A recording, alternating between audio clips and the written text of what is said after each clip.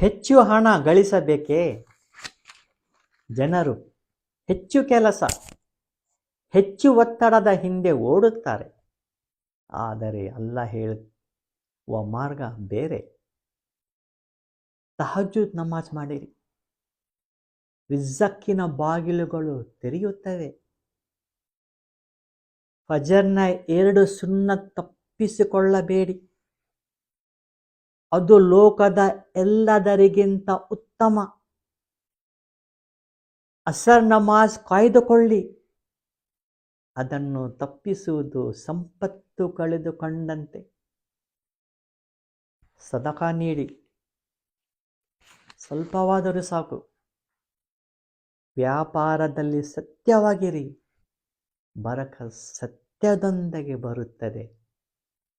ದುಆ ಮಾಡಿ ಮತ್ತು ಅಲ್ಲಾಹ್ ಮೇಲೆ ಭರವಸೆ ಇಡಿ. ಹಣ ಕೇವಲ ಸಂಖ್ಯೆ ಅಲ್ಲ, ಅದು ಬರಕತ್.